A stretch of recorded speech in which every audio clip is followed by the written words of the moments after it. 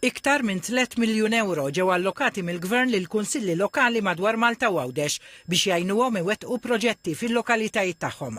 Fit-tnedija ta' skema oħra ta' fondi, segretarju parlamentari għall-Gvern lokali Alison Zerafa Civelli qalet li fost l-anijiet ewlenin hemm il-miri ta' sostenibilità soċjali, l-aċċessibilità u l-inklużjoni, filwaqt li jiżdied l-investiment fil-kwalità tal-arja u sostenibilità ambjentali.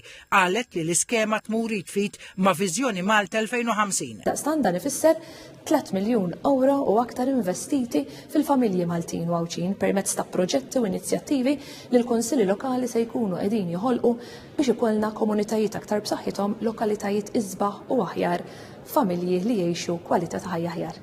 Permezz ta' din l-iskema se jkunu qed isiru 45 proġett, 12 minnhom f'Għawdex.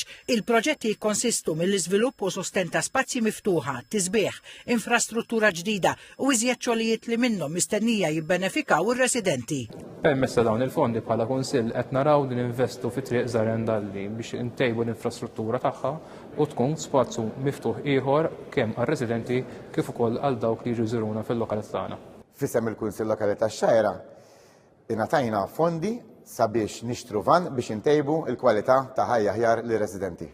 Permezz ta' dawn il-fondi maħruġa mid-Diviżjoni tal-Gvern Lokali, il-Kunsill Lokali tagħna ta' Ħażabbar se nkunu nimmiraw għal żewġ proġetti differenti wieħed fejn tidħol infrastruttura fil-qalba tal-komunità kif ukoll proġett fejn tidħol l-inklużjoni soċjali. Id-Direttur Ġenerali għall-Gvern Lokali Emil Vassallo qalli permezz ta' din l-iskema se jiġu offruti servizzi effettivi fost oħrajn bħat trasport b'xejn residenti, titjib ta' postijiet biex ikunu aktar aċċessibbli għal persuni b'diżabilità kif ukoll magni tal-eżerċizzju fiżiku f'postijiet pubbliċi.